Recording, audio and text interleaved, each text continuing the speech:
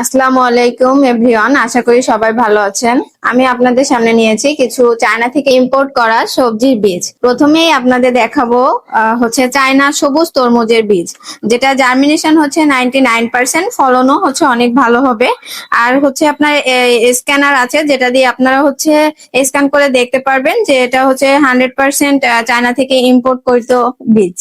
এরপর আপনাদের দেখাবো কালো তরমুজের বীজ, যেটা বাইরের কালার কালো হবে, ভিতরে লাল হবে। এটাও হচ্ছে ইম্পোর্টকৃত চায়না থেকে সবজির বীজ। এটা হচ্ছে স্ক্যানার আছে, যেটা দিয়ে আপনারা স্ক্যান করে দেখতে পারবেন। এরপর আপনাদের দেখাবো হলুদ তরমুজের বীজ। এটাও চায়না থেকে আনা হয়েছে। এটা হচ্ছে 12 মাসি তরমুজের বীজ। হচ্ছে বাহিরের কালারটা সবুজ হবে এবং ভেতরে লাল হবে, এবং হচ্ছে খেতেও অনেক মিষ্টি হবে। এটা বাংলাদেশে খুব অ্যাভেলেবেল চলছে, আপনারা চাইলে আমাদের হোয়াটসঅ্যাপ নাম্বারে যোগাযোগ করে অর্ডার করতে পারেন। এরপরে দেখাবো কলিফ্লাওয়ার, যেটা হচ্ছে আপনার রঙিন ফুলকপির বীজ। এটা হচ্ছে চায়না থেকে আনা হয়েছে, যেটার স্ক্যানার দিয়ে আপনারা সহজেই দেখতে পারবেন। এটা জার্মিনেশন 99% এবং ফলনও 100% ভালো হবে। এরপর দেখাবো সাদা ফুলকপির বীজ, যেটা আমাদের দেশীয় ফুলকপির মতন। এটা আমাদের দেশে মানে খুব অ্যাভেলেবল চলছে।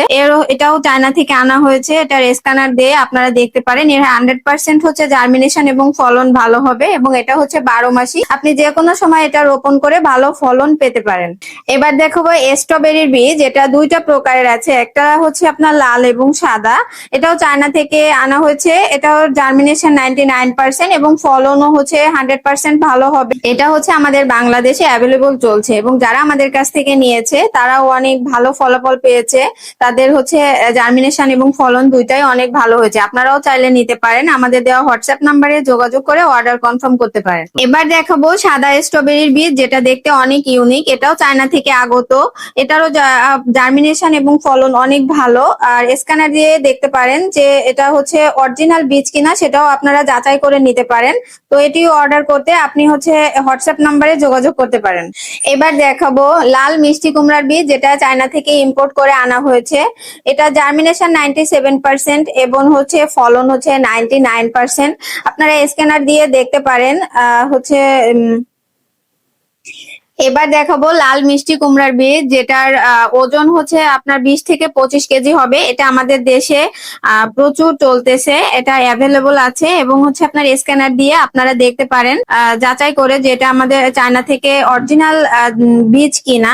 আর হচ্ছে এটা খেতেও যেমন সুস্বাদু, দেখতেও অনেক বড় হবে, ওজনও অনেক বড় হবে। এবার দেখাবো কালো মিষ্টি কুমড়ার বীজ, যেটা হচ্ছে জাপানি মিষ্টি কুমড়া বলা হয়। এটার রং হচ্ছে কালো হবে, ওজন হচ্ছে 2 কেজি ওয়েট ওভার করবে। এটা হচ্ছে চায়না থেকে ইম্পোর্ট করে আনা হয়েছে। এটার স্ক্যানার রয়েছে। এটা জার্মিনেশন এবং ফলন 97% হবে।